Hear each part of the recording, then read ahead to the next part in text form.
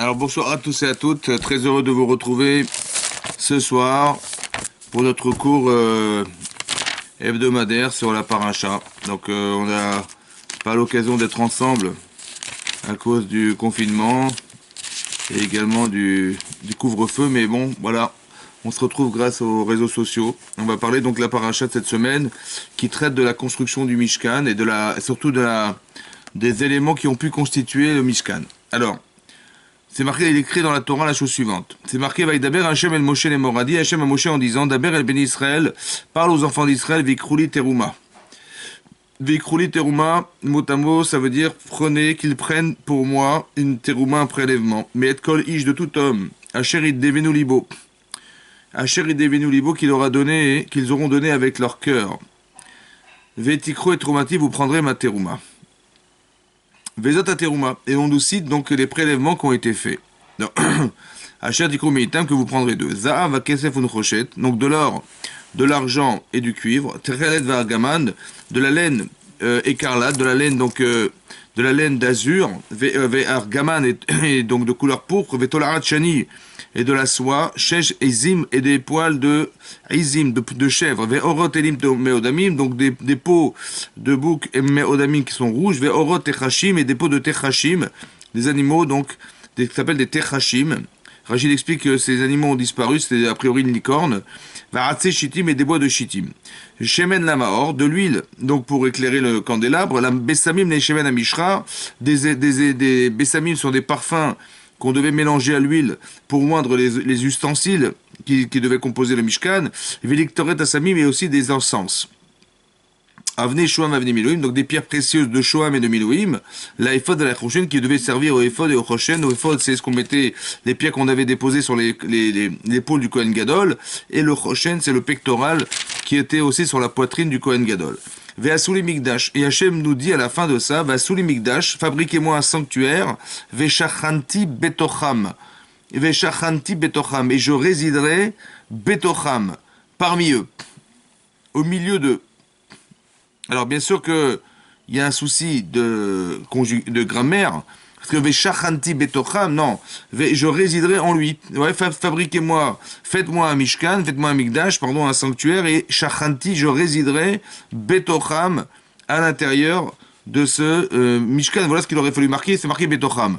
Et là on explique en fait betocham à l'intérieur d'eux, en fait à l'intérieur du cœur de ceux qui vont donner. Voilà ce qui est marqué dans ce passage. Alors, qu'est-ce qu'il y a d'importance dans cette paracha? Qu'est-ce qu'il y a de spécial qu'on devrait apprendre et qui devrait nous aider dans la vie de tous les jours? En fait, il y a un secret qui est marqué dans cette paracha. Le secret, en fait, c'est d'expliquer quelle est la recette pour permettre à la Shekhinah, la présence divine, de résider quelque part. Voilà. En fait, ici, on nous a donné la recette. Dans cette paracha, on nous explique comment on voudrait, combien on aurait aimé que la Shekhinah, la présence divine, puisse résider dans notre maison, dans notre couple, parmi notre famille, évidemment. Donc ça veut dire qu'on a la chance d'avoir Akadosh Baruch Hu à proximité, et on aurait tellement aimé qu'il puisse résider parmi nous. Mais pour qu'il réside, il faut qu'on ait quelques aptitudes pour pouvoir permettre à Akadosh Baruch Hu de résider parmi nous. Alors, les aptitudes qu'on doit avoir, oui, parce qu'indépendamment de ce qu'ils ont offert, évidemment, ouais, qu'on a bien compris qu'Hachem ne va pas résider dans ce qu'on lui offre, d'accord? Et personne ne réside quelque part dans ce qu'on leur donne. Non, la personne, elle réside dans ce que vous donnez, non. Elle réside dans l'espace que vous lui laissez dans votre cœur, qui est l'expression de votre don. Ce qui n'a rien à voir. Donc en fait, on ne présente pas les choses de façon à ce qu'on croit que Hachem, il va s'introduire dans un espace. En fait, cette question-là, la question que je vous pose, évidemment, c'est la question qui est posée par Moshe Rabbeinu dans le Midrash. Hachem m'a dit, fabriquez-moi un Mishkan, un Mikdash. Et il dit, mais le monde ne te suffit pas. Le monde n'arrive pas à te contenir. Alors tu voudrais qu'on t'enferme dans un mishkan, dans un mikdash, dans un espace aussi concentré que le sanctuaire? Il a dit non, je ne vais pas résider dans cet espace. Je vais résider dans le cœur des gens qui donnent. Oui, c'est-à-dire qu'on a la capacité à donner. Maintenant, qu'est-ce que tu donnes? Combien tu donnes? Eh bien, c'est dans cet espace que tu me réserves dans ton cœur que je résiderai. Voilà ce que dit Akadosh Baruch Hu. Donc il ne réside pas dans ce qu'on lui donne, mais il réside dans l'espace qu'on lui réserve dans son cœur. Et ça, c'est important de relever les termes utilisés dans la Torah. D'abord, c'est marqué Vekrouli Teruma.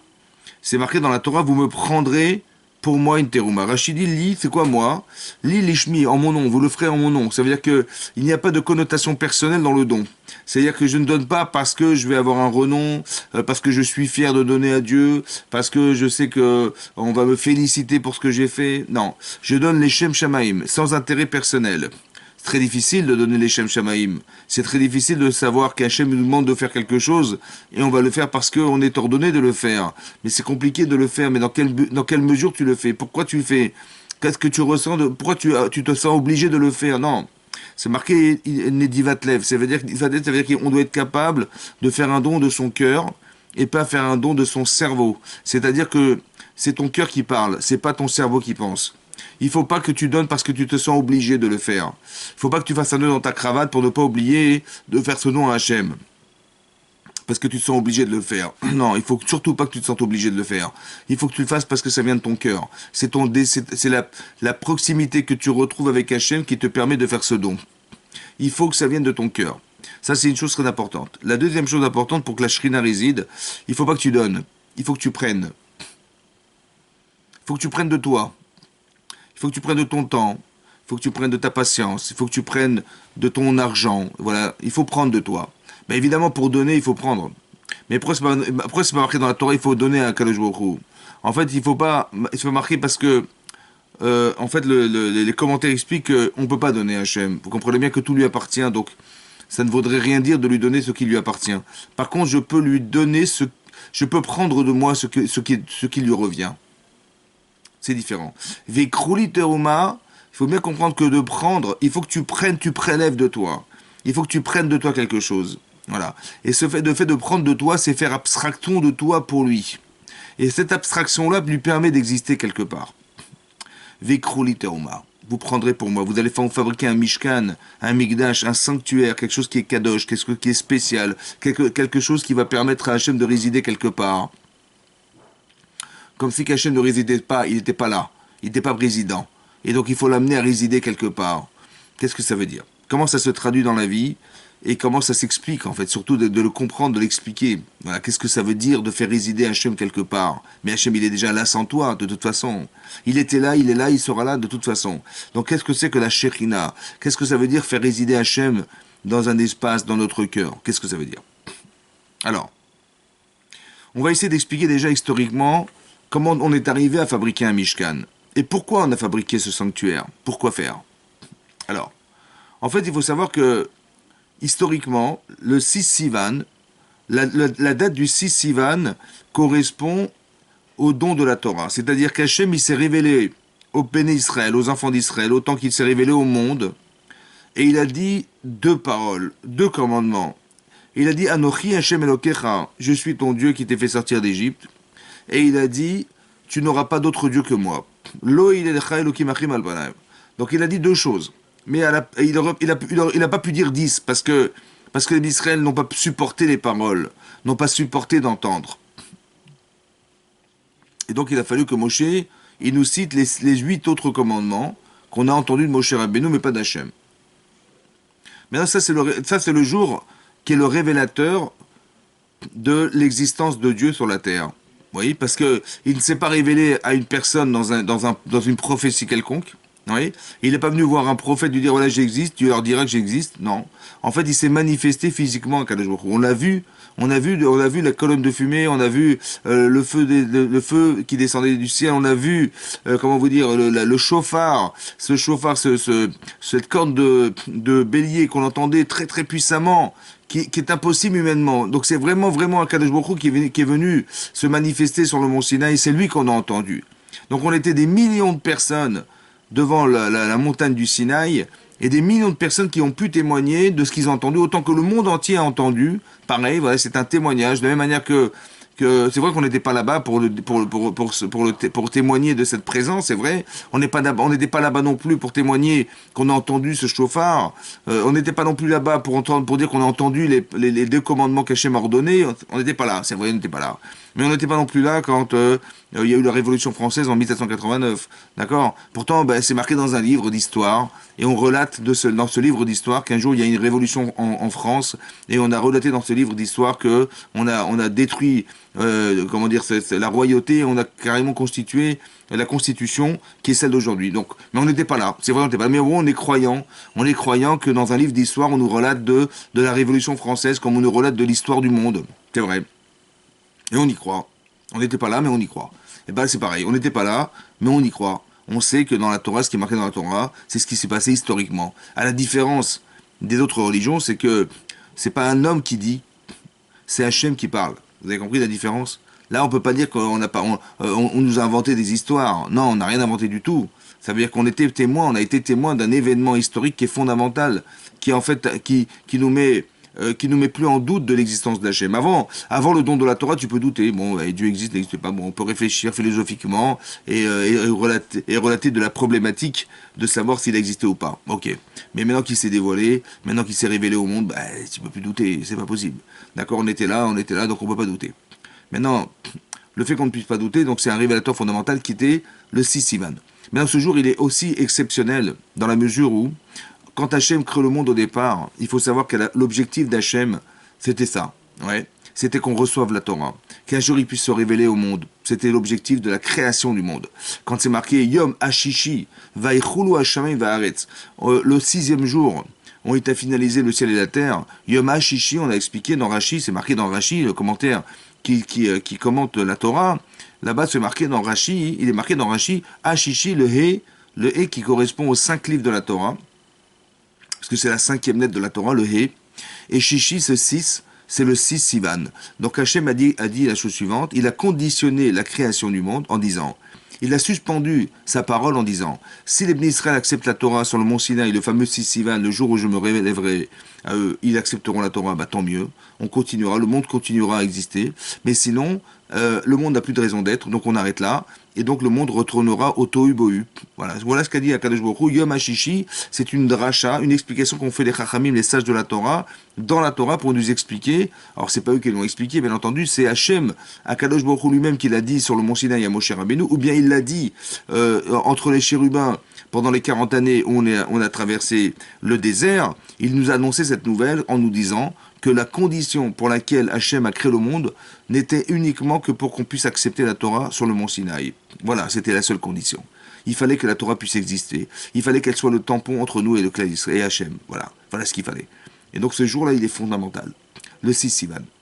Tellement fort, tellement puissant, qu'on est arrivé à un niveau tel que le désir de la faute a disparu. Comme ça dit l'Agma dans Shabbat. L'Agma dans Shabbat explique que Pascha Zohamato Shel Nachash, ça veut dire que quand Adam et Chava ont fauté, ils ont fauté le jour de leur création, en fait, ils ont été investis du désir de la faute. Et ils ont été aussi investis de la limite de la vie. Parce que le désir qu'ils ont eu de fauter, le désir qu'ils ont eu, en fait, c'est une faute, mais bien sûr, c'est difficile de comprendre que c'était une faute, mais quelque part, ça allait à l'encontre du projet divin, c'était à l'encontre de l'ordre qu'avait donné Hachem de ne surtout pas consommer du fruit de la connaissance du bien et du mal. Maintenant, pour des raisons qui sont propres à eux, ils ont décidé que c'était oui possible, que c'était même mieux de le faire. Bon, ils ont décidé, ils se sont trompés, et là, ils ont été, parce que ce qu'ils ne savaient pas, c'est qu'en faisant la faute, en acceptant de faire la faute, ils sont rentrés, si vous voulez, dans la perspective d'envisager la faute, mais ce qu'ils ne savaient pas, c'est que quand on faute, on est investi d'un désir. En fait, ce qu'on appelle le Yetzer Hara, qui est le mauvais penchant, a pénétré l'être humain, et donc maintenant il fait partie de nous et non plus extérieur à soi. Ce désir-là, il fait partie de notre vie, il fait partie de notre conscience, il fait partie de nos désirs et de nos décisions, et donc on va décider avec ou sans, c'est toi qui décides, mais il fait partie de ta vie. Maintenant, ce désir-là, qui nous a pénétré et qui est à tout jamais en nous, hein, il a disparu le jour du matin de Torah. Pascha Zohato, ça veut dire qu'on est arrivé à un tel niveau d'acceptation d'Akadosh Baruch Hu qu'on est arrivé avant la faute, à un niveau d'avant la faute de Adam Arishon, du premier homme de la création du monde. Ouais, ils ont fait une telle teshuva, une remise en question, ils ont une telle acceptation d'Hachem qu'il n'y a plus de Yetzer Hara. C'est ça que ça veut dire. On n'a plus de mauvais penchant. On a été capable d'éliminer la faute qui avait engendré le désir de la faute chez Adam Arishon. Je ne sais pas si vous vous rendez compte du niveau du peuple juif à l'époque. Ben ça, c'est le don de la Torah, le 6 Sivan. Donc après le 6 Sivan, donc on accepte la Torah, Hachem dit ok, super. Donc maintenant, on va demander à Moshe Rabbeinu de monter sur le mont Sinaï. Et donc il est monté le lendemain, le 7. Bon, la Torah nous dit qu'il est resté 40 jours. Donc 40 jours, il devait descendre le 17 Tammuz. 40 jours après le 7 Sivan, c'est le 17 Tammuz. Donc le 17 Tammuz devait être le jour où on devait recevoir la Torah, les premières tables de la loi. Qu'est-ce qui s'est passé? On a fait le veau d'or. Le veau d'or, et là, hein, malheureusement, c'était la faute qui a entraîné, qui a engendré que Moshe il ait dû casser les tables de la loi. Il a brisé ces tables. La Gemara d'expliquer pourquoi il a brisé les tables de la loi. Parce qu'il a dit la chose suivante. Pour éviter, chas v'shalom, que le peuple d'Israël disparaisse, il a dit, cet acte de mariage qui correspond aux tables de la loi, finalement on s'est marié entre guillemets avec Akadosh Baruch Hu, parce que voilà, l'acte de mariage, c'est l'acceptation de la Torah, et cet acte je le déchire, je le brise. On n'est plus marié. Et si tu veux qu'on se marie, il faut se remarier. Et donc il a accepté Hachem ce compromis. Et donc il a dit ok, bon, on a fauté. Donc Moshe va remonter sur le mont Sinaï le lendemain, donc le 18 Sivan, le 18 Tammuz, pardon. Il remonte sur le mont Sinaï, et là il va rester 80 jours. 80 jours, sans boire et sans manger, 40 jours pour nous faire pardonner de la faute du veau d'or, et 40 jours pour recevoir les deuxièmes tables de la loi. Et donc on est arrivé jusque 80 jours après le 17 Tammuz, on arrive au 10 Tishri. Le 10 Tishri qui est le jour de Kippour, le grand pardon, où là Hachem a pardonné la faute du veau d'or, et c'est là qu'Hachem a dit dans la Torah, il est écrit Salarti kidvarecha, j'ai pardonné comme tu as dit. Donc on voit que toutes les prières et tous les sacrifices qu'a dû faire Moshe Rabbeinu pour nous faire pardonner de la faute du veau d'or a été accepté par Hachem. Et là on est le jour de Kippour, c'est-à-dire le jour où on reçoit finalement les deuxièmes tables de la loi. Le lendemain de Kippour, le lendemain de ce 10 Tishri, le 11 Tishri, Hachem a demandé, et là on est dans la paracha de Teruma, Vikrouli Teruma, fabriquez-moi un sanctuaire, mais il faut faire des prélèvements. On a fait ces prélèvements le lendemain de Kippour, et ces prélèvements qui sont cités là, que je vous ai cités dans la paracha de Teruma, jusqu'au 25 Kislev, on a dû façonner les ustensiles, les moyens qu'on a dû avoir entre les mains pour pouvoir fabriquer ce fameux sanctuaire. Donc on avait tout préparé, tout était là. Le 25 Kislev. Le 25 Kislev, en fait, on aurait dû construire le Mishkan. On aurait dû mettre en place et monter ce Mishkan. Hachem a dit non. On va attendre jusqu'au 1er Nissan, le premier du mois de Nissan. Mais cette date, en vérité, qui aurait dû être la construction du Mishkan, en fait, elle a été occultée de cette construction, ce montage. En fait, Hachem, il a dit, écoutez, c'est pas grave, ce jour-là, en fait, on va retrouver la fameuse fiole d'huile, le 25 Kislev, qui sera le jour de Hanouka. Où là, il y aura un très grand miracle, où cette huile, en fait, qui a dû alimenter la menorah, elle servira, Be'ezrat Hashem, à rappeler le Nes de Hanouka. Voilà.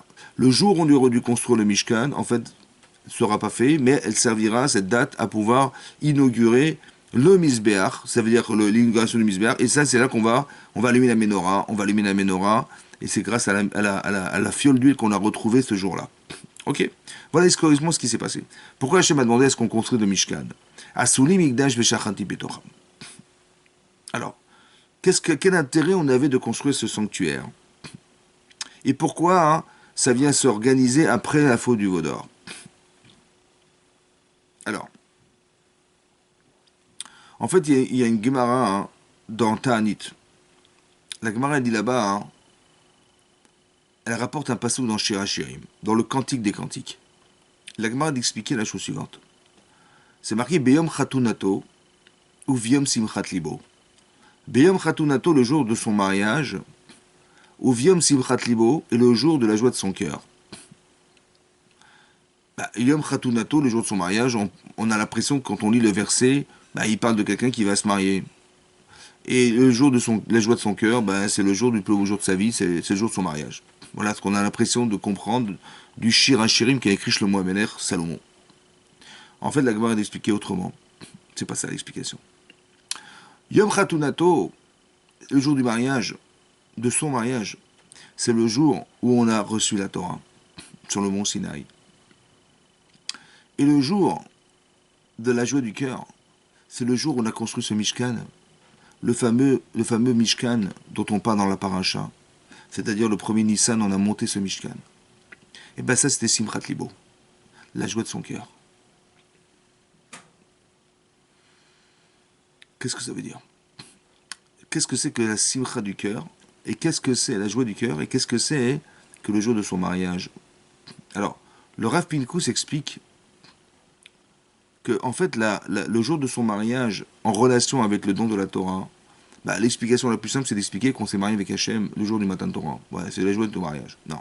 En fait, lui, il explique autrement. Il explique qu'en fait, il y a un point commun, un facteur commun, entre le mariage, entre le jour de son mariage et le jour du don de la Torah. Bah, le point commun, c'est que c'est un jour fondamental. C'est un jour charnière entre la vie de célibataire et la vie de marié. Bah, c'est pareil.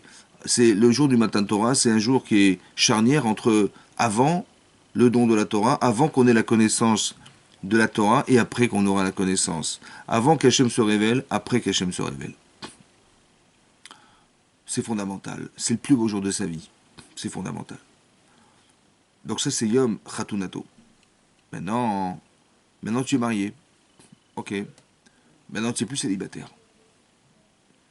Mais ta vie, comment tu vas la réfléchir? Bah, tu n'as jamais été habitué à vivre avec une femme. Hein. Tu n'as pas été habitué à vivre avec ton mari. Tu ne connais pas la vie de couple, on ne connaît pas. Tu n'as jamais été habitué à partager. Tout a été à ton service tout le temps. Tu n'as jamais réfléchi à deux. Bah non, parce que tu vis chez tes parents. Tu n'as pas la préoccupation d'être mari, ni d'être femme, ni d'être mère, ni d'être père. Comment ça va se passer avec tes enfants? Comment ça va se passer avec ta femme? Comment ça va se passer avec ton mari? Bah, tu sais pas. Tu es dans une perspective futuriste de point d'interrogation. Je sais pas comment ça va se vivre. Donc d'un côté, c'est plus beau jour de ma vie, aujourd'hui, mais demain. De quoi sera fait demain? Qu'est-ce que veut dire être marié? Quelle exigence je dois avoir dans ma vie de couple? Qu'est-ce que je peux attendre de l'autre? Qu'est-ce que c'est d'être père? Voilà, c'est des interrogations que je me pose, en fait. Bah, c'est pareil, le don de la Torah, c'est pareil, ça veut dire qu'on va recevoir la Torah, superbe, mais comment ça va se passer demain? C'est-à-dire, qu'est-ce que Hachem attend de toi? Qu'est-ce que c'est être un tzaddik? Qu'est-ce que c'est être une tzadékette? Je sais pas. Je sais pas quelle exigence on peut avoir de soi. Qu'est-ce que je suis? J'en sais rien. Qu'est-ce que c'est qu'une mitzvah? Qu'est-ce que c'est qu'une avera? Qu'est-ce que c'est le Yitzhara? Qu'est-ce que c'est que la nature humaine? Qu'est-ce que c'est? Toutes ces questions, j'en sais rien, je ne sais pas. Et ben c'est ça la Torah. Mais tu sais pas qu'est-ce qui t'attend, tu sais pas. C'est un peu le point commun entre le mariage et, et le jour de la Torah. Bah, comme dans le mariage, on fait le veau d'or. Ça veut dire quoi le veau d'or? Bah, ça veut dire qu'on va trahir, on va risquer de trahir l'autre. Tout ça parce qu'on ne connaît pas la nature de l'autre. On ne sait pas ce que c'est qu'une femme, on ne sait pas ce que c'est qu'un homme. Fondamentalement, on ne sait pas. Nous, on est des hommes, on ne réfléchit pas comme des femmes. On n'a pas de nature féminine, on n'a pas cette nature, on n'a pas cette sensibilité, on n'a pas ces besoins, on n'a rien. On n'a pas cette réflexion, on n'a rien qui est commun à elle. Alors on va faire des erreurs parce qu'on ne comprend pas l'autre, puisqu'on n'est pas l'autre. Mais une femme, c'est pareil. Donc on va faire des erreurs, on va risquer de faire le veau d'or. Comme on a fait le veau d'or à l'époque, parce on a cru comprendre et on n'a pas compris. En fait, on a fait quelque chose qui n'avait jamais été ordonné. On a pensé bien faire en faisant le veau d'or, en essayant de trouver un moyen intermédiaire entre Hachem et nous qui pourrait remplacer Moshe Rabbeinu. On a pensé bien faire. Et cette faute-là, elle est gravissime. On a pensé bien faire. On a pensé bien faire et on s'est trompé. En couple, on s'est trompé. Et c'est tellement grave qu'on risque de divorcer. On risque de se séparer. Et là, on n'est pas bien. Et là, on s'est dit, mais qu'est-ce qu'on a fait? Et là, on réfléchit, on s'est dit, mais finalement, cette vie, est-ce qu'on aurait dû la vivre? Est-ce qu'on aurait dû se marier? Est-ce qu'on n'a pas fait des erreurs? Est-ce que c'était pas mieux avant? Voilà, on réfléchit, on s'est dit. Ou alors on fait teshuva. C'est-à-dire, on dit, bon, ben, je tire des leçons de mes erreurs. Et j'en parle à mon épouse, et j'en parle à mon mari. Voilà, je dis, voilà, bon, en fait, on se connaissait pas, on a fait des erreurs de méconnaissance. Il faut accepter que ça se passe pas comme ça en 5 minutes, et que des erreurs, on en fera tout le temps. Et si simplement, on pouvait simplement comprendre et se corriger dans nos erreurs et de tirer les leçons de nos erreurs, et avoir le bénéfice de ce qu'on a tiré de nos erreurs, alors peut-être ça vaut le coup de continuer. Et puis voilà que bah, son épouse accepte et son mari accepte. Et là, c'est là, en vérité, la Simchat Libo. Quand Hachem nous a dit, je vous pardonne, waouh, Ça veut dire que c'est le jour le plus beau de sa vie, quoi. C'est la vraie Simchat Alev. Pourquoi c'est une vraie Simcha? Vous savez pourquoi? Parce que j'avais pas conscience de ce qu'était mon épouse. J'avais pas conscience de ce que je risquais de perdre. J'avais pas conscience de ce que je risquais de perdre avec mon mari, si je perdais mon mari. Maintenant, j'ai la conscience. Je sais. Je sais maintenant, je sais. Et le fait que j'ai failli tout perdre, et le fait que maintenant je sais qu'Hachem m'a pardonné, je sais que mon épouse m'a pardonné, je sais que mon mari m'a pardonné. Alors là, j'ai vraiment créé ce lien très puissant. C'est ça, en vérité, le Mishkan. On va démarrer notre vie de couple. On va démarrer dorénavant, on va démarrer vraiment avec la sensibilité que j'ai de ne jamais plus perdre ce que j'avais de plus cher. C'est là qu'on va démarrer notre vie. C'est là que le Mishkan va se construire. En fait, comme si on était obligé de passer par cette erreur pour avoir la conscience de ce qu'on a failli perdre. Et cette conscience-là, c'est celle du Mishkan. Maintenant, vous allez prendre de vous, maintenant. Maintenant, vous allez faire des prélèvements. C'est maintenant qu'on va construire sa vie. C'est là que je vais résider parmi vous. Ça, c'est la réponse à la question de savoir qu'est-ce qu'on a gagné de faire le Mishkan. Pourquoi il fallait fabriquer absolument quelque chose. Vous savez qu'on dit que le sanctuaire, c'est un olam katan, c'est un petit monde. C'est à petite échelle tout ce qu'on va retrouver dans la nature. Vous avez vu que tous les éléments qui ont été cités, l'or, l'argent, le cuivre, les peaux, etc., etc. En fait, le Midrash d'expliquer que chaque élément qui est cité correspond à des éléments de la nature, qui sont nécessaires, obligatoires. Et on voit que tout est relaté dans le fait qu'on ait cité des éléments composants du Mishkan. En fait, toute la terre entière, elle est construite dans le Mishkan. Vous avez tout à petite échelle dans le Mishkan, dans ce sanctuaire. C'est un olam katan, un petit monde. Mais Hachem va se révéler dans ce monde. Hachem va se révéler dans le monde, en fait, qu'il a construit lui-même, qu'il a créé lui-même. Mais nous, on le retrouve ici. Pourquoi il doit y avoir cette assimilation, selon les sages de la Torah, entre le Mishkan et la création du monde? Qu'est-ce que la création du monde? On dit Hachem, il a créé le monde en 6 jours. Et le 7e jour, il a stoppé cette création et il s'est reposé. Et donc on explique en fait qu'il n'y avait rien, tout bohu. Il a créé Yesh Me'ain. Il a créé quelque chose de rien. Bon. Maintenant, de dire qu'il a créé quelque chose de rien, qu'est-ce que ça veut dire?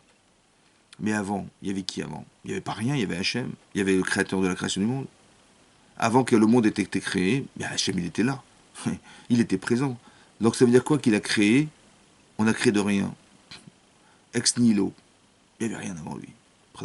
Mais non, il y avait lui.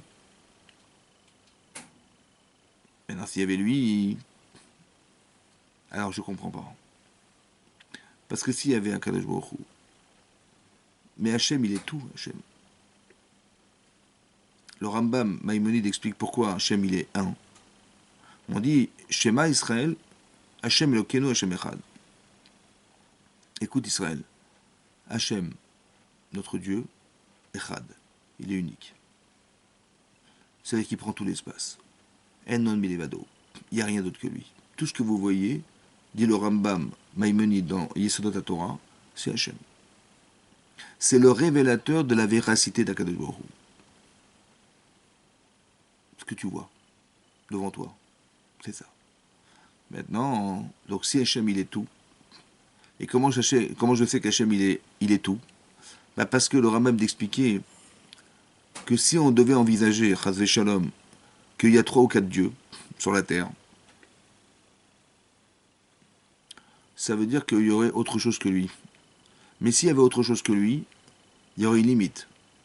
Mais s'il y avait une limite, il y aurait une forme. Ah oui, parce que la forme, c'est la limite de ce que la chose est. Elle a un début, elle a une fin, et donc elle a forcément une forme. Mais si je ne vois pas de forme, c'est qu'il n'y a pas deux.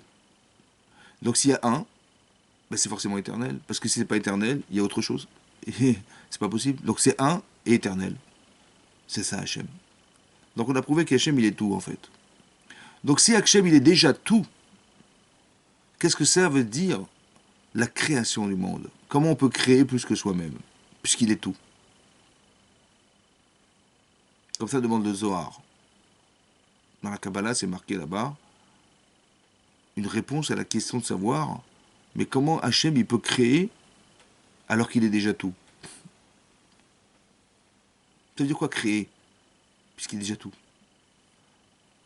En fait, le Zohar explique que Hachem, il s'est retiré pour créer. En fait, c'est exactement l'inverse de ce qu'on croit. Nous, on croit qu'Hachem, il a créé quelque chose de rien. En fait, c'est l'inverse. C'est exactement l'inverse. C'est-à-dire que il s'est retiré, il a créé le vide pour créer le plein. Il a créé le vide pour créer. En fait, ce que vous voyez, en fait, c'est le vide. C'est quoi le vide? L'univers, c'est le vide qu'Hachem, l'espace vide qu'Hachem, il a créé, il s'est retiré. Ce que tu vois, en vérité, c'est l'espace. C'est quoi l'espace? Quand on dit dans le schéma, quand on dit dans le kiddush de vendredi soir, Yom Hashishi, Vaichulu Hashamay Vaaret Vechol Tsevaam, Hachem, le sixième jour, il a finalisé le ciel, la terre et toutes leurs armées, c'est-à-dire que toutes les galaxies, toutes les étoiles, tout ce qui compose l'univers a été fait le sixième jour. Tout a été finalisé le sixième jour. Mais qu'est-ce qu'il a fait, Hachem? Il s'est retiré pour créer cet espace. Et dans cet espace, il a mis quelque chose. Qu'est-ce que ça veut dire qu'il s'est retiré? Qu'est-ce que veut dire Hachem s'est retiré de lui-même? En fait, il a retiré, ça veut dire qu'il a simplement fait que dans tout ce que tu vas voir, tu verras pas Akadosh Baruch Hu. Tu ne ressentiras pas Hachem. Tu ne verras pas, tu ne ressentiras pas la Shekhinah, sa présence divine. Tu ressentiras rien. Tu sors dans la rue, tu vois le soleil, tu dis pas c'est Dieu. Non, tu dis c'est le soleil. Quand tu vois les nuages non plus, quand tu vois les lois naturelles non plus, quand tu vois des arbres, tu dis pas mais c'est extraordinaire, donc c'est Dieu, non? Pourquoi tu n'as pas ce réflexe de dire que c'est lui? Parce qu'il s'est retiré Hachem. Il est dans son monde. Il n'est pas dans le monde. En hébreu, Olam, c'est les mêmes lettres que Ne'elam. Il se cache. Il se cache derrière sa création. Il se cache derrière le vide qu'il a créé pour créer l'univers. Donc qu'est-ce qu'Hachem espère? Qu'est-ce qu'Hachem veut? En fait, il veut, Hachem, que le jour où on a créé ce monde, où il se cache derrière, si tu creuses un peu, si tu réfléchis, et si tu acceptes la Torah, alors d'accepter la Torah, c'est d'accepter ce qui va révéler Hachem. Quand tu fais une mitzvah, tu crées ce lien. Et ce lien va te permettre de dévoiler qu'Hachem existe. Tu le sors du monde dans lequel il se cache. C'est ce qu'on appelle Gilui Shechina, la révélation de la présence divine. En fait, tu vois rien, en fait. Tu vois, il y a des gens qui sont athées, ils ne croient pas en Dieu, ils croient en rien. Et quand tu leur démontres A plus B, que ça paraît pas très logique de pas croire qu'il y a un créateur derrière cette magnifique création, parce que quelque part, tout ce que vous voyez là, c'est intelligent. Tout ce que vous voyez là, c'est très puissant. Tout ce que vous voyez là, ça fonctionne. Tu dis, mais si ça fonctionne, c'est qu'il y a forcément un penseur pour l'avoir pensé, puisque c'est intelligent. Bah oui, parce que si c'est intelligent, ça a été réfléchi. Mais s'il a réfléchi, mais qui est-ce qui est le penseur? C'est comme vous dites, les gens vous disent, ben voilà, il y a les arbres produisent des fruits. Ben comment ça s'explique? Ben c'est la nature. Il y a des animaux qu'on arrive à consommer sur la terre. Et comment ça s'explique? Ben on sait pas, c'est la nature. C'est la nature, ok. Donc elle est très intelligente, la nature. Hein. Ah oui, oui, ah oui, c'est vraiment fantastique. Hein. Il est où le cerveau de la nature? Il est où le logiciel? Il est où? Je sais pas. On sait pas. C'est comme vous dites que dans l'être humain, il y a de l'énergie. Voilà, vous avez de l'énergie en vous. Ouais, et ça se calcule, ça se voit même. quand vous faites, je sais pas, une IRM, quand vous faites... on arrive à voir que dans le cerveau, aujourd'hui, on a des appareils qui nous permettent de voir les connexions intellectuelles qu'on peut avoir en parlant. On le voit. Ça veut dire qu'on sait aussi on sait qu'il y a des connexions électriques qui se font entre la pensée et la réalisation de la pensée. Parce que quand vous réfléchissez lever un bras, bah, votre cerveau il envoie une information à votre bras pour se lever. Il y a une relation, il y a une connexion électrique. Maintenant, il y a une connexion électrique, mais elle est où la batterie? Bah, dans une voiture, on ne peut pas démarrer s'il n'y a pas de batterie. On ne peut pas allumer ses phares. Donc il y a une batterie, il y a une composante qui contient de l'électricité qui vous permet d'alimenter électriquement votre véhicule. Donc s'il y a de l'électricité, je comprends. Mais elle est où l'électricité dans l'homme? Bah, votre cœur il bat, mais il ne peut pas battre sans électricité. Parce que c'est une pompe. Il faut bien que ça pompe, et il faut bien alimenter électriquement la pompe pour qu'elle puisse fonctionner. D'accord. Bah, elle est où la batterie? Elle est où la batterie? Il n'y en a pas. Bah, vous cherchez partout, il n'y en a pas. Ah, elle est où? Bah, un scientifique, il va vous dire, bah, j'en sais rien. Je sais pas. Je dis, mais peut-être c'est là. Elle dit, ah, je suis désolé, non, non, non, non, non, non. Là, c'est un discours religieux, ça a demandé à des rabbins, mais moi, je connais pas ça. Ça, c'est pas notre façon de réfléchir. Je dis, ok, bon, tu es prisonnier de ta façon de penser, quoi. Parce que tu te prétends être scientifique, donc tu peux pas te permettre d'avoir la liberté de penser religieux, quoi. C'est pas possible. Ça, c'est un autre domaine, c'est pas le tien. Ben non, tu peux très bien être religieux et tu peux très bien être scientifique. C'est pas contradictoire. Et quand tu penses religieux, tu permets à Hachem d'exister quelque part. Parce que là, manifestement, il n'est pas là. Selon ce que tu penses, il n'est pas là. Mais c'est normal parce que Hachem, il s'est retiré. Donc c'est normal que tu le vois pas. C'est normal que tu le ressens pas. Alors comment tu vas faire pour le ressentir? Ben, il faut accepter qu'il existe déjà. C'est tellement puissant ça que lorsqu'on est arrivé le jour du matin de Torah, après tout ce qu'on a dû traverser, hein, parce qu'on est passé pendant des années, des dizaines d'années, des centaines d'années en Égypte, il y a un travail qui a été fait par les Avot, les patriarches, par les enfants de Yosef, par les enfants de Yaakov, par tout ce qui a été fait.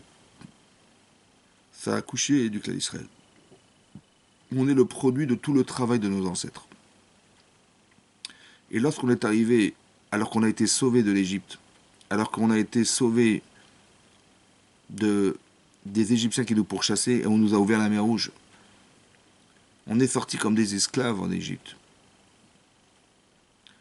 Et Hachem, il a fait en sorte qu'on ne soit pas les esclaves de Pharaon, parce que quand on s'est sauvé, on est parti comme des esclaves. Il fallait surtout pas qu'on soit des esclaves. Mais dans le tête, on est des esclaves. Maintenant, qu'est-ce qui nous empêche d'être libres?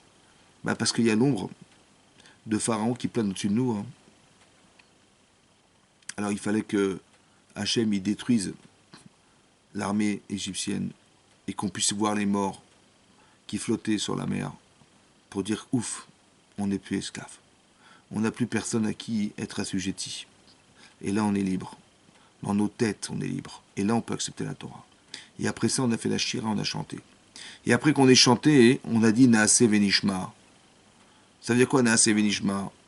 Ça veut dire qu'on acceptera tout ce que tu nous diras, on acceptera. Tout ce que tu nous diras de faire, on le fera. Mais vous savez ce que ça a engendré, ça? Ça veut dire qu'on a accepté Akadosh Baruch Hu de tous nos cœurs. Il n'y a plus de doute, mais plus un seul doute.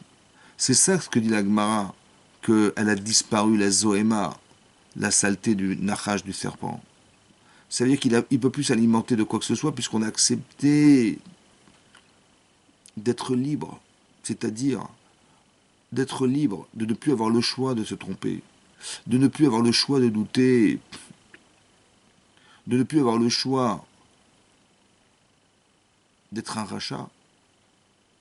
Non. Ta liberté, elle se construit dans l'incapacité que tu as de fauter. Parce que si tu fautes, c'est que tu n'es pas clair. Ben, si tu fautes, c'est que tu es assujetti à un désir. Donc tu es l'esclave de ton désir. puisque tu doutes. Même quand tu doutes. Mais quand tu réalises ta faute, bah évidemment que... Mais quand tu fautes, en fait, tu es limité. Et quand tu fautes, tu crées la limite de ce que tu es. Parce que tu as décidé d'aller contre une volonté d'Hachem. Alors Hachem, il aurait tellement voulu le contraire. Que tu acceptes, que tu le sortes de son monde dans lequel il se cache, que tu le révèles. Ouais. C'est ça la mitzvah. C'est pour ça qu'on a reçu la Torah. On a reçu la Torah parce que les clés de ce qui permet à Hachem de se révéler au blé Israël, c'est la Torah. C'est extraordinaire. Hein. Ça veut dire que la seule et unique manière de faire en sorte qu'Hachem puisse résider parmi nous, bah c'est de faire que ce qu'il nous a donné, on puisse le faire. Maintenant, c'est dur. Maintenant, c'est contre ta volonté, c'est contre tes intérêts, c'est contre nature des fois. Il faut faire un travail sur soi-même, c'est vrai. Il faut que tu prennes de toi. Vikruli teruma. Il faut que tu fasses un prélèvement, mais pas parce que tu te sens obligé de le faire, mais parce que tu ressens le besoin de le faire. Vous savez, quand on a été pardonné par Hachem, on a fait le veau d'or, on a pensé que c'était fini, et qu'on n'avait plus de chance de t'en sortir. Qu'est-ce que dit la Torah? Hachem, il nous a pardonné. Vous imaginez la joie qu'on a d'avoir été pardonné par Hachem. Et là, quand Hachem, il a dit, mais donnez ce que vous avez pour construire le Mishkan, mais tout de suite, ils ont donné l'or qu'ils avaient, ils ont donné l'argent, ils ont donné... Mais là, ils l'ont donné vraiment par amour, pour retrouver Hachem. Pas par défaut, dire encore des dons, encore des dons. Non. Ils l'ont donné parce qu'ils ont compris la nécessité de reconstruire ce lien. C'est ça le Mishkan. Maintenant, Hachem, il va résider dans l'espace qu'on lui laisse dans son cœur. Et c'est ça le Mishkan ici. Ça veut dire qu'on a retrouvé Akadosh Baruch Hu. Mais la décision, elle a été prise parce que on a senti qu'on avait tout à perdre. Et c'est dans cette mesure-là qu'on est capable de ressentir la vérité. Des fois, c'est malheureusement comme ça. Que pour ressentir la liberté, eh ben, il faut peut-être avoir été un jour privé de liberté. Pour se dire, mais tu te rends compte, on était prisonnier, et là maintenant on est libre. C'est là que tu mesures combien c'est important de vivre. Mais avant, tu pensais que c'était normal de vivre. Non. Là, tu mesures le poids de la vie, tu mesures l'intérêt de vivre. Les secondes qui passent, tu vas les exploiter de tout ton cœur parce que tu en as été privé un jour. Et bien, c'est pareil ici. Quand on a su qu'Hachem nous a pardonné, on a dit, mais absolument, bien sûr, on va donner tout ce qu'on a pour qu'Hachem réside parmi nous, évidemment. C'est ce qui a marqué dans le Midrash Rabbah. Vous savez, quand Hachem il a donné la Torah, là-bas, il y a un mashal, il y a une parabole qui est rapportée par les Chachamim, les sages de la Torah, et d'expliquer. C'est comme un roi, il avait une princesse. Bah, évidemment qu'il faut qu'il la marie. Donc, il y a un prince qui est venu un jour, un prince charmant, il est venu, il a dit voilà, il a proposé d'épouser la fille du roi. Et le roi, il a dit bah écoute, si elle est consentante et qu'elle veut vraiment t'épouser, alors je ne peux pas l'empêcher. Mais je vous en prie, là où vous habiterez, laissez-moi une petite demeure dans laquelle je pourrai retrouver ma fille. Parce que d'empêcher de partir, je peux pas. De la garder, ben, je peux pas non plus. Et de m'en séparer complètement, je peux pas non plus. Alors, je vous en prie, laissez-moi une petite résidence près de chez vous, où je pourrai retrouver ma fille. Voilà ce que dit Hachem. Vous avez compris que quand il donne la Torah à Hachem, ben, la Torah, il ne peut pas la garder. De nous la donner, de s'en séparer complètement, c'est pas possible. Alors il a dit, ben, faites-moi une petite demeure. Mais une demeure dans laquelle je résiderai. Parce que l'objectif, c'est de faire résider la Shrina sur la terre. C'est de faire en sorte qu'Hachem puisse résider parmi nous. En fait, l'objectif, c'est que là, il s'est caché, mais en fait, ce qu'il espère, c'est qu'on va le retrouver. D'accord, c'est ça. C'est ça la mitzvah. Et quand on fait des mitzvot, maintenant qu'on a compris que quand on fait une mitzvah, on permet à Hachem de nous retrouver, alors à contrario, quand on fait une avéra, bah, on remet Hachem là où il se trouve, dans le monde caché dans lequel il se trouve. C'est-à-dire que quand on fait une avéra, en fait, on permet au Yetzirah de nous dire, mais est-ce que tu penses vraiment que Dieu existe? Vous avez compris? Ou alors on a des intérêts qui font que malheureusement, on n'a pas envie forcément d'accepter qu'Hachem existe. Parce qu'il y a tellement de choses que la Torah nous interdit, mais qui dérangent. Parce qu'on n'a pas compris que la limite de ce que tu dois vivre, c'est pas le vouloir vivre qui compte, c'est est-ce que tu veux vivre. Et de savoir que quand on décide de vivre, c'est pas forcément d'avoir envie de décider de ce qu'on a envie de vivre. Non, c'est pas vrai. Il faut que tu comprennes qu'il y a des choses qui sont permises et interdites, ça veut dire qu'il y a des limites qu'à ne pas franchir. Et quand tu les franchis, malheureusement, c'est compliqué après de revenir en arrière. Parce que le désir de la Vera, le désir de la faute, il est là, présent dans ton cœur. Et maintenant, tu désires, c'est comme tu désires fumer, après c'est difficile de t'en séparer, qu'est-ce que je te dis, c'est comme ça. La Vera, c'est pareil. Quand tu as désiré faire la Vera, une Avera entraîne une Avera. C'est-à-dire que le désir, il remonte à la surface, et puis tu vas chercher à le reproduire pour retrouver la satisfaction de cette faute. Qu'est-ce que tu veux que je te dise, c'est comme ça. Après, c'est difficile de s'en séparer. Il faut juste comprendre qu'on a perdu. Pourquoi on a perdu? Parce que, oui, à court terme, tu as gagné. Hein. Quand tu fais une Avera sur le court terme, tu gagnes. Mais quand tu vois que sur le long terme, tu perds, parce qu'une Avera, ça n'a pas d'avenir. Combien tu vas faire, combien tu vas faire souffrir autour de toi pour croire que tu as raison. Et quand tu décides toi-même, sans réfléchir, c'est pas forcément vrai que c'est juste. C'est malheureusement comme ça. Ça veut dire que tu te rends compte d'un paradoxe extraordinaire. C'est que quand tu donnes, tu gagnes, alors que tu crois que tu perds. Et quand tu penses que tu décides tout seul sans Hachem, tu penses que tu gagnes. En fait, tu penses que tu gagnes en liberté d'indépendance. En fait, tu perds. Parce que tu perds l'éternité. Tu perds le lien avec l'éternité. Hachem, c'est l'éternité. Et donc, c'est dommage de se priver de l'éternité. Et c'est dommage, vous savez pourquoi c'est dommage? Et pourquoi c'est nécessaire qu'Hachem y réside parmi nous? Parce qu'on n'a pas seulement un corps. On a une Neshama qui est une part d'Hachem. Maintenant, malheureusement, ce qui nous sépare d'Akadosh Baruch Hu, c'est le corps qui nous sépare. Cette Neshama qui le sépare de sa source qui est Hachem. Ce qui fait écran entre lui et nous, c'est le monde dans lequel il est et qu'il a créé, mais en fait, il en est sorti. Quelque part, il n'est pas là. On ne le voit pas, on ne le ressent pas. Alors que sa présence est présente, il est là, mais on ne le ressent pas. On n'a pas l'impression qu'il est là. Donc comment on va créer cette impression qu'il est oui là? Alors c'est d'accepter qu'il existe. En fait, c'est un lien très étroit. C'est le même paradoxe, en fait, que c'est marqué dans la Torah, hein, qu'il faut prélever la dîme. Le maaser, d'accord? Maintenant, le maaser, c'est la dîme. Que quand tu gagnes un salaire, tu le prélèves 10%. Aser, ça veut dire 10. 10% de ton salaire que tu vas donner au Lévi qui étudie la Torah. Parce que lui, il n'a pas d'héritage en Israël. Et comment il va vivre? Tu vas devoir prendre de toi pour lui donner et qu'il vive grâce à ça. Et là-bas, Chachamim d'expliquer que pourquoi on appelait la dîme Aser, parce que Aser prélève qui est des chétit Asher. Aser qui est des chétit Asher prélève 10% pour que tu t'enrichisses. Je dis, mais j'ai pas compris. Quand j'enlève, je gagne pas, je perds. J'avais 100%, on me dit retire 10%. Mais si je retire 10%, je vais perdre. En fait, tu vas t'enrichir. Comment tu t'enrichis? Tu t'enrichis parce que derrière, soit tu dis non, je refuse. Non, je refuse, je suis désolé, il a qu'à se débrouiller. Donc je garde mes 100%. J'ai décidé de garder 100%. Quand tu décides, en fait, tu t'enfermes dans une volonté qui exclut la volonté d'Hachem. Mais la volonté d'Hachem, c'est l'infini. La volonté d'Hachem, c'est Hachem, c'est l'infini. C'est dommage que tu te prives de l'infini. Donc si tu avais été d'accord de faire abstraction de tes intérêts personnels en écoutant Akadosh Baruch Hu, parce qu'en fait, quand tu donnes au Lévi, tu entretiens la Torah du Lévi. Parce que le Lévi, il étudie la Torah. Et la Torah, c'est l'essentiel de ce qui fait tourner la terre. C'est l'objectif d'origine, originelle de la création du monde. Donc quand tu entretiens ces gens-là, ne crois pas que tu donnes d'argent à des gens. Non, tu entretiens un projet divin. Et donc tu participes au projet qu'Hachem il avait au départ de la création du monde. C'est tout simple. Donc tu participes à quelque chose qui te lie avec Hachem. Je dis, mais j'ai pas envie, moi. Je dis, d'accord, donc, si t'as pas envie, t'as pas envie. Mais si t'as pas envie, donc tu coupes le lien. Donc tu le laisses Hachem dans son monde, et toi dans le tien. C'est la faute d'Adam Arishon. C'est-à-dire que quand tu décides, sans accepter de faire abstraction de toi pour lui, tu n'es plus dans l'éternité, tu es dans l'intérêt personnel.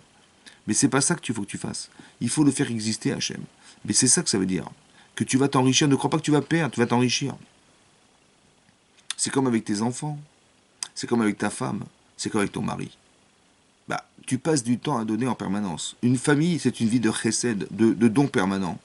Tu as des enfants chez toi à la maison, tu passes du temps avec eux, tu leur expliques des choses, tu as la patience, tu leur donnes de l'argent, tu investis pour eux, etc. etc. Mais tu perds. Hein. Tu perds tout le temps, tu perds. Tu fais de la tzedaka permanente, c'est de la charité permanente, ton histoire. Mais je me rends compte avec toi que c'est vrai, j'ai perdu, ouais, c'est vrai, j'ai perdu, ouais. J'ai perdu de l'argent, c'est vrai. J'ai perdu du temps. J'ai perdu de la patience. J'ai perdu. Je me suis énervé des fois. Mais qu'est-ce qui s'est passé? Mais ce que j'ai gagné, ben, c'est le résultat. Le résultat de ce que sont devenus mes enfants, de ce qui est devenu mon couple, de ce qui est devenu ma vie. Ben, le résultat, il est extraordinaire. Mais ça, tu ne pourras jamais le comprendre si tu n'as jamais donné. Tu ne pourras jamais avoir la satisfaction du résultat de ton effort si tu n'as jamais fait d'effort. Si tu n'étais pas privé de quelque chose pour quelque chose. Je me suis privé de moi pour. J'ai pris de moi. Vikruli teruma. Attention, mais tes enfants, tu les aimes. Hein. Ça n'a pas de prix, tes enfants. Et tu es prêt à faire des sacrifices personnels avec tes enfants sans limite. Mais c'est ça que ça veut dire. Ça veut dire que tu vois bien que tu perds à donner. Tu prends de toi. Ce que tu ressens en vérité, ce que ressentent les gens, c'est pas ce que tu leur donnes. C'est le sentiment que tu traverses, qui te traverse et qui les traverse. Papa, il m'aime, je sais, il a pris du temps pour moi. Il avait autre chose à faire. Maman, elle m'aime parce qu'elle avait autre chose à faire. Et mes enfants, c'est pareil, vous avez compris, on transmet des valeurs. Mais c'est tu prends de toi, tu ne donnes pas. Tu prends de toi, tu prends de ton temps. Ce que je ressens, c'est combien tu m'aimes parce que tu aurais pu faire autre chose et tu as pris de toi pour moi quelque chose. Tu as pris de ta patience, tu l'as mis de côté, tu avais autre chose à faire. Tes occupations, elles étaient autre part. Et tu as pris pour toi quelque chose. Tu as pris de toi et c'est ça que je ressens. Je ressens que tu m'aimes parce que tu as pris de toi. C'est un peu comme le Shabbat. Le Shabbat, vous savez, on n'a pas le droit de travailler.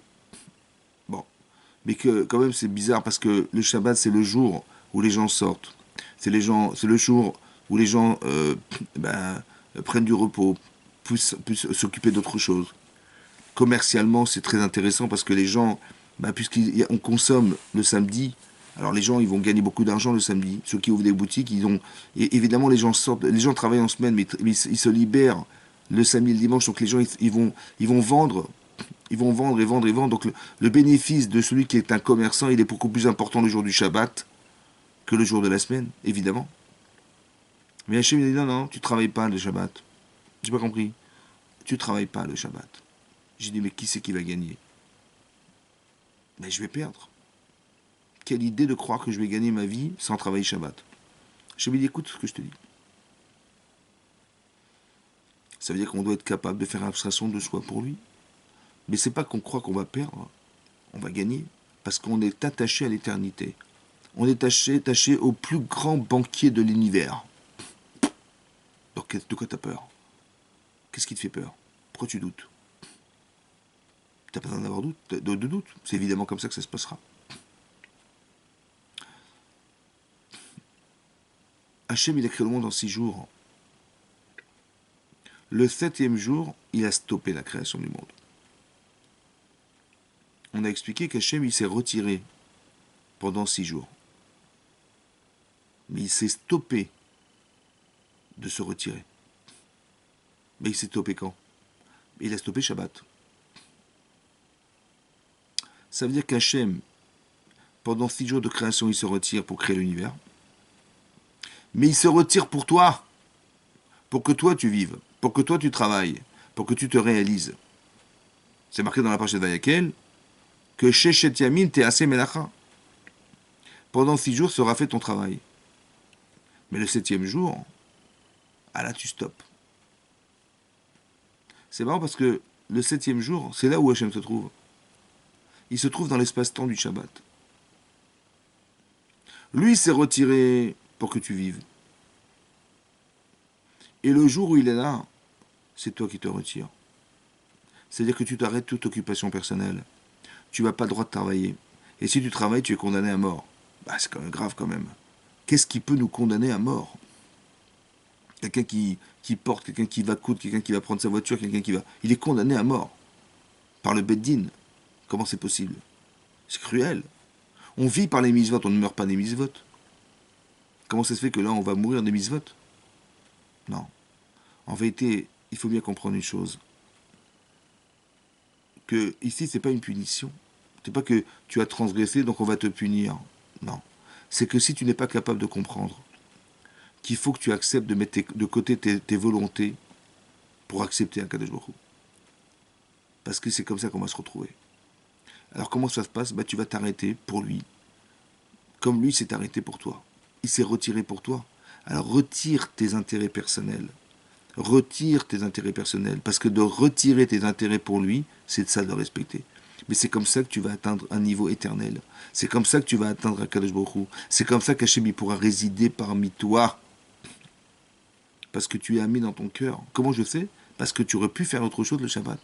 Eh bien tu dis non. J'arrête toute activité professionnelle. J'arrête toute activité personnelle. Pourquoi faire? Ben pour que je réside et je fasse résider Hachem dans mon cœur. Et c'est ça le jour du Shabbat. Il est là, Shabbat. Dans ton espace-temps. Et donc tu l'acceptes. Tu peux dire Nassé Benishma? Oui. Alors dis-le. J'accepte Hachem. Tout ce que tu me demanderas de faire, je le ferai. Mais c'est pas toi qui vas perdre, tu vas gagner. Tu vas t'enrichir. Parce que tu vas voir des choses, tu vas comprendre des choses qui sont en l'infini. Mais ça dépend de ton niveau d'acceptation. Juste un exemple pour que vous compreniez le niveau d'acceptation. C'est marqué dans la Gemara dans Souka. La Gemara dit là-bas hein, que Hillel Azaken, il avait 80 élèves. Le plus faible d'entre eux, c'était Rabbi Yochanan ben Zakkai. Le plus grand d'entre eux, le plus tzaddik, le plus juste, le plus érudit, c'était Rabbi Yonatan ben Uziel.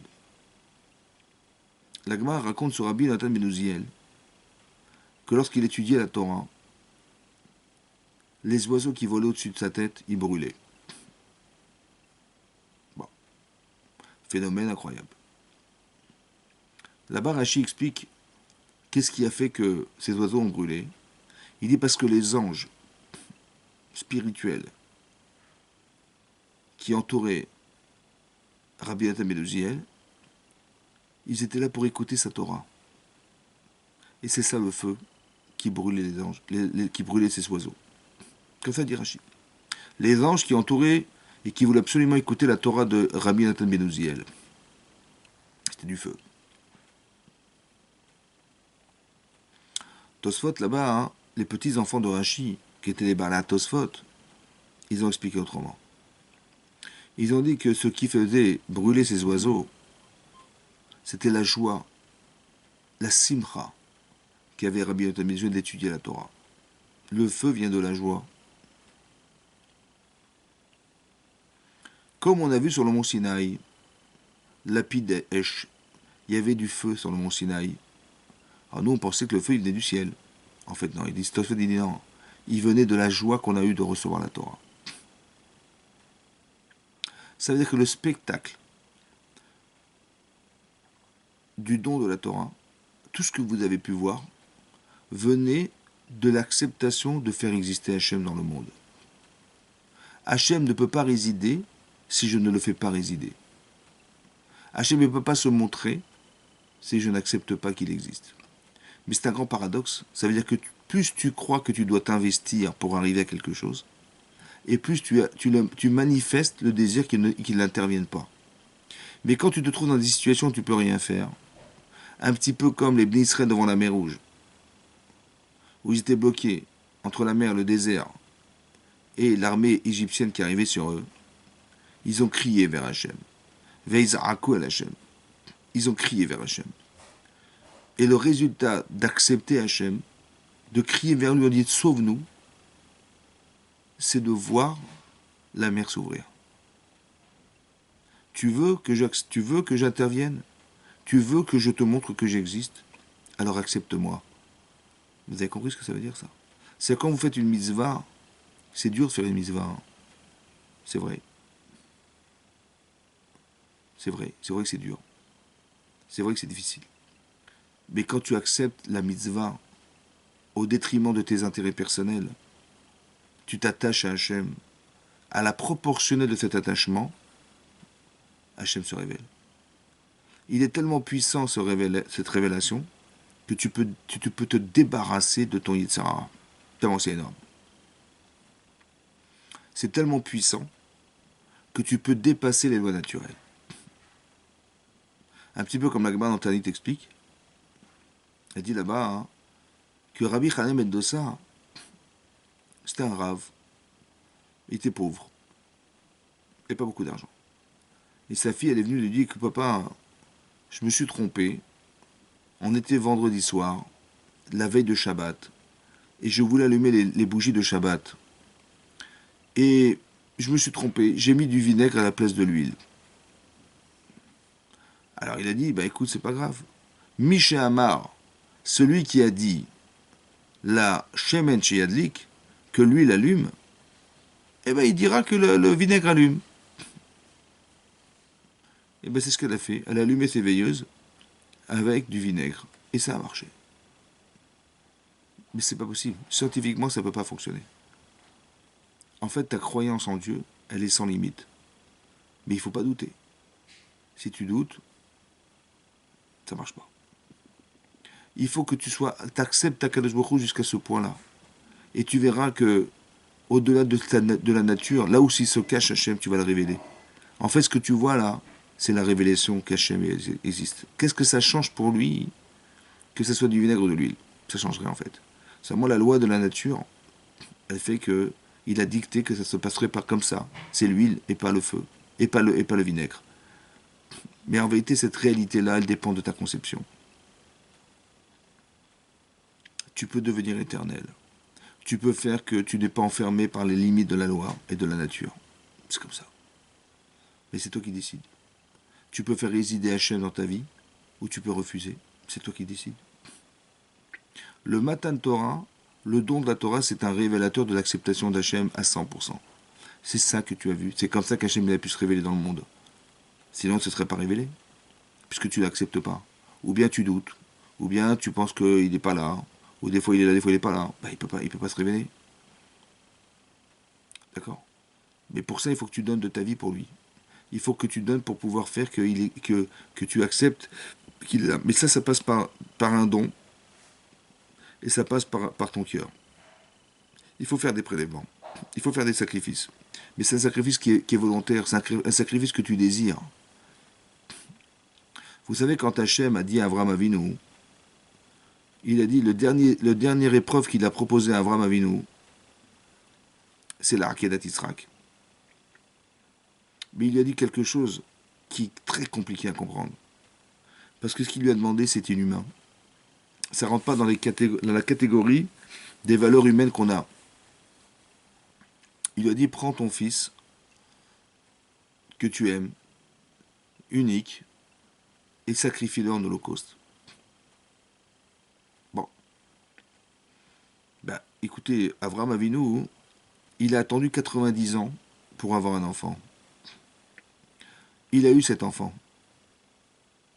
Et 37 ans plus tard, on lui demande de le sacrifier. C'est pas possible, c'est pas cohérent. C'est pas cohérent parce qu'on peut pas demander à quelqu'un de tuer. Que même les enfants de Noir, on leur avait dicté de ne pas tuer. Donc c'était pas possible que Hachem puisse demander à Abraham de tuer cet enfant. À part ça, il lui dit que tu aimes. Comment quelqu'un va accepter de tuer cet enfant qu'il aime? À part ça, c'est décrit ton unique enfant. Ça veut dire que si il est unique, c'est qu'il n'en aura pas d'autre. Et s'il n'en a pas d'autre, alors tout à coup se contredit dans la tête d'Abraham ce qu'Hachem lui a promis qu'il aurait une descendance qui sera aussi nombreuse que les étoiles du ciel et que le sable de la mer.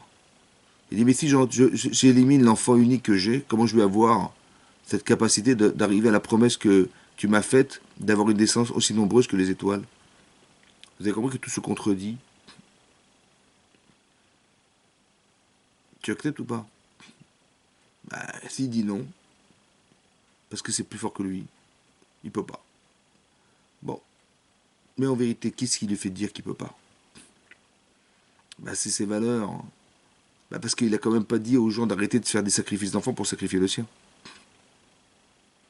Donc tout son passé disparaît. Tout son présent, bah, c'est son enfant. Et tout son futur, bah, c'est son enfant. Parce qu'après Abraham, c'est Yitzhak. Il n'y a plus Yitzhak. Ça veut dire qu'Abraham, il perd tout. Hachem, pourquoi il a fait ça? Et à part ça, il lui a dit Karna et Bincha. En hébreu, Na, Rachid dit Kol Na chez Torah. À chaque fois que tu verras Na, Nun Aleph dans la Torah, c'est la Shon Bakasha. Je t'en supplie, Hachem, fais-le. Hachem nous supplie de le faire. Hachem supplie Abraham de faire la Kedat Israq. Résiste à ton Yetzera, je t'en supplie, fais-le. Qu'est-ce que ça veut dire? Ben, ça veut dire la chose suivante. C'est que si tu réfléchis intellectuellement, ben c'est inhumain, c'est incohérent. Mais tu n'as pas le droit de dire, Chazvé Shalom, qu'Hachem est incohérent. C'est simplement d'expliquer que sa logique n'est pas la mienne. Maintenant, le Yetzirah, il va jouer sur la tienne en te disant, mais tu vas quand même pas faire ça. C'est vrai.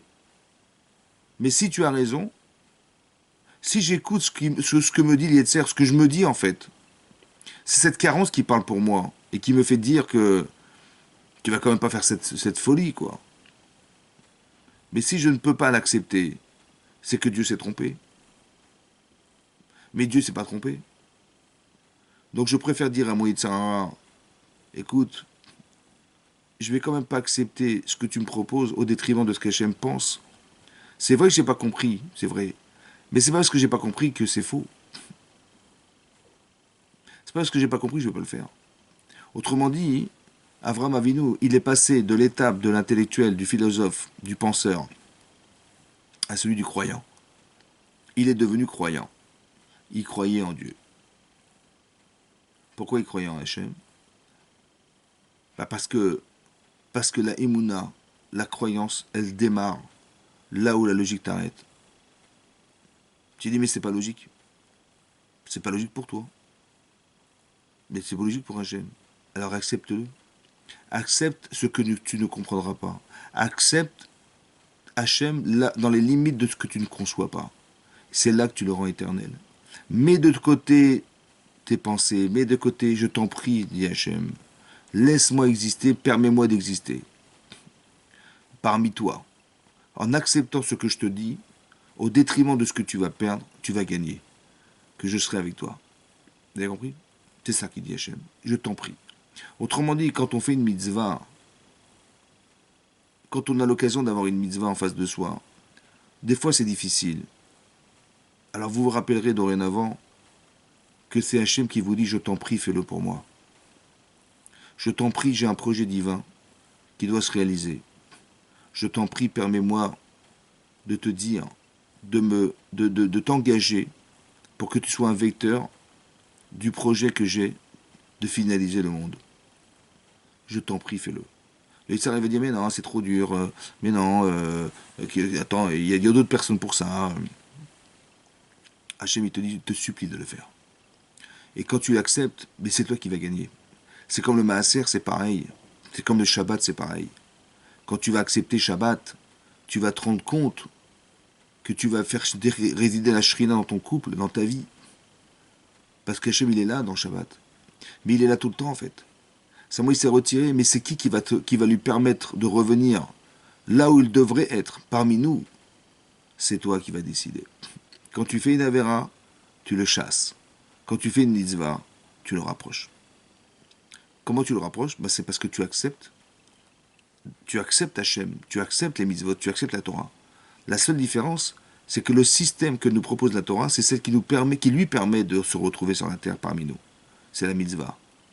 Et l'inverse, Ras Shalom, c'est la faute. Comment c'est déterminé? C'est Hachem qui a décidé, c'est comme ça.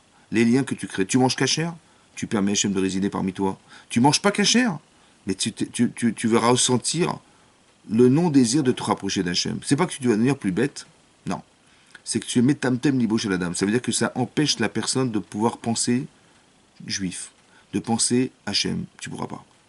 Tu vas t'éloigner de la Torah, parce que tu manges pas cachère. Qu'est-ce que ça va avoir? Tu manges des crevisses, tu manges du cochon, tu manges des crevisses, pas cachère. Tu manges des bonbons, pas cachère. Il y a du porc, des graisses animales, pas cachère. Tu t'éloignes de la Torah. Tu t'éloignes de cette volonté de te rapprocher d'Hachem. c'est pas compréhensible, c'est pas logique, mais c'est comme ça. C'est comme ça qu'Hachem a décidé. Mais j'ai pas compris, mais c'est pas grave. C'est comme ça. En fait, tu vas te rendre compte que si tu alimentes ce qui fait écran entre toi et Hachem, tu alimentes ton corps, tes désirs, tes passions, contre Hachem, bah, ça ne pourra pas fonctionner. Donc il faut que tu arrives à faire que tu vas dompter en fait ta volonté de faire que ta volonté devienne celle d'Hachem. Pas que tu vas t'arranger avec ta volonté pour faire la tienne. La Shrina, elle réside dans cet espace. On a fait le veau d'or parce qu'on ne savait pas quoi faire. Moshe Rabbeinu était monté sur le mont Sinaï, il n'est pas redescendu, on croyait qu'il était mort. Alors on a décidé de faire le veau d'or. Pourquoi on a décidé de faire le veau d'or? Parce qu'il est mort. Moshe Rabbeinu, il est mort.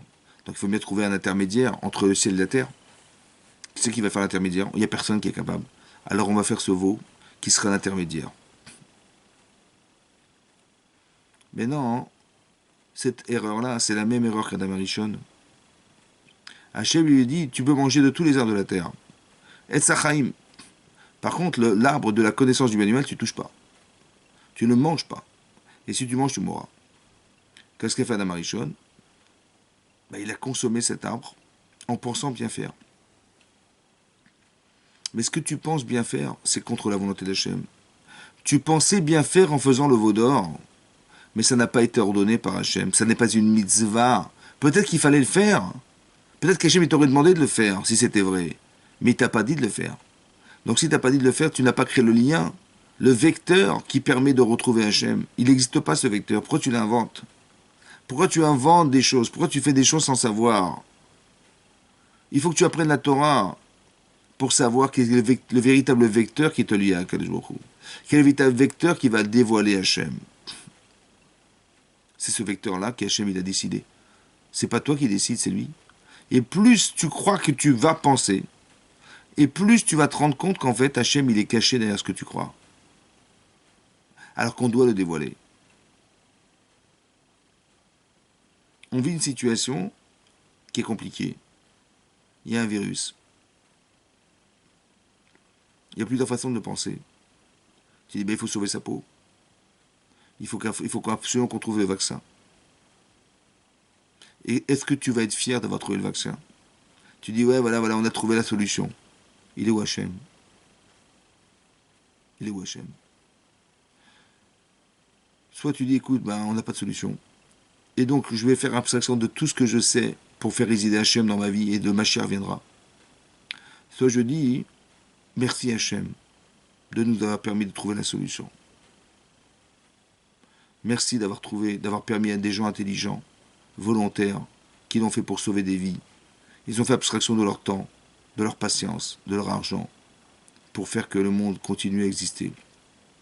Merci Hachem de leur avoir donné l'intelligence de le trouver. Vous avez compris? C'est-à-dire que quand on vit dans une difficulté, c'est un appel qu'Hachem nous fait de nous dire, mais fais-moi exister.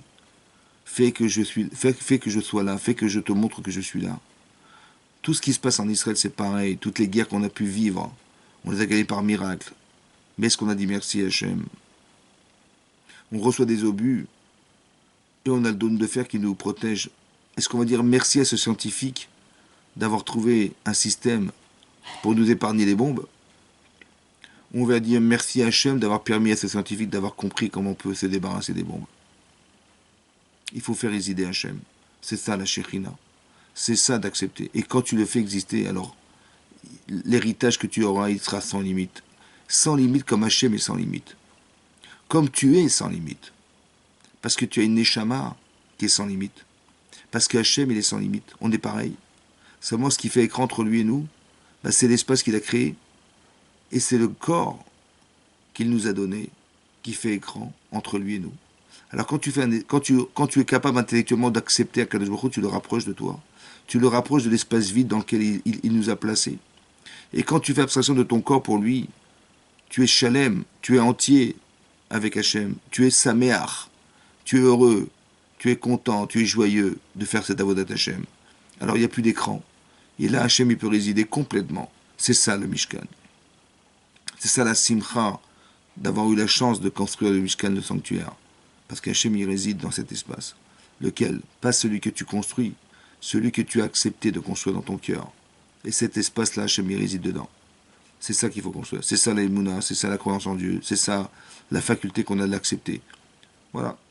Donc on va espérer, Bédat Hachem, que ce Dvar Torah, il puisse amener la rifoua chez les mains de tous les malades, ouais, qu'on ne va pas forcément citer, mais tous ceux à qui vous pensez, Bémet, que Hachem y fasse que la Torah, elle permette de nous sortir de cette situation, et que l'acceptation d'Akadosh Baruch Hu, qu'elle fasse résider sa shrina sur terre, que Hachem, il efface, il nous balaye cette maladie, et qu'on puisse retrouver très prochainement le Mashiach. Amen, Kenny Ratson. Merci beaucoup de m'avoir écouté.